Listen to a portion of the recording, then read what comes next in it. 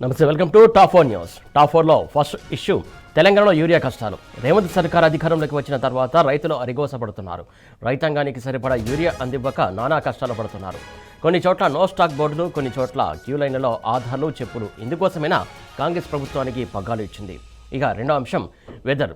తెలంగాణలో వరుణుడు వీడటం లేదు. అల్పపీడన ప్రభావంతో వర్షాలు దంచి కొడుతున్నాయి.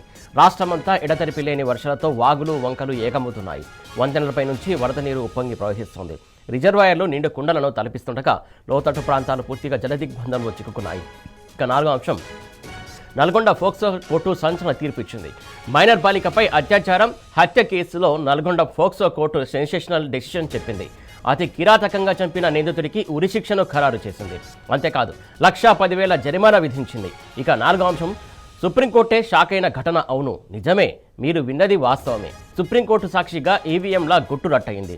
హర్యానాలోని ఓ గ్రామ సర్పంచ్ ఎన్నిక ఫలితాన్ని సవాల్ చేస్తూ దాఖలైన పిటిషన్ను అసాధారణ రీతిలో విచారించింది ధర్మాసనం.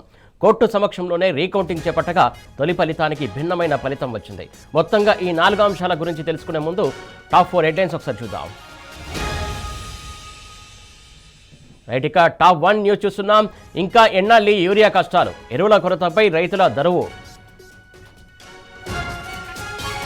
రైట్, ఇక టాప్ 2 న్యూస్ చూస్తున్నాం. తెలంగాణను వీడని వరుణుడు, రాష్ట్రమంతటా దంచుడే దంచుడు. ఇక టాప్ 3 న్యూస్ చూస్తున్నాం. నల్గొండ ఫోక్సో కోర్టు సంచలన తీర్పు, నిందితుడికి ఉరి శిక్ష. ఇక టాప్ 4 న్యూస్ చూస్తున్నాం.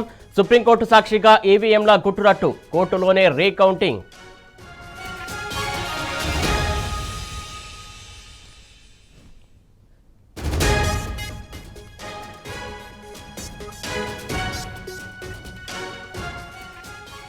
రైట్, ఇక టాప్ 1 న్యూస్ చూస్తున్నాం. ఇంకా ఎన్నాళ్ళీ యూరియా కష్టాలు, ఎరువుల కొరతపై రైతుల దరువు.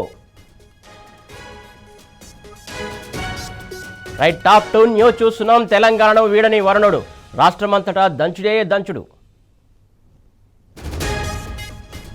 ఇక టాప్ 3 న్యూస్ చూస్తున్నాం. నల్గొండ ఫోక్సో కోర్టు సంచలన తీర్పు, నిందితుడికి ఉరి శిక్ష. ఇక టాప్ 4 న్యూస్ చూస్తున్నాం. సుప్రీంకోర్టు సాక్షిగా ఈవీఎంల గుట్టురట్టు, కోర్టులోనే రీకౌంటింగ్.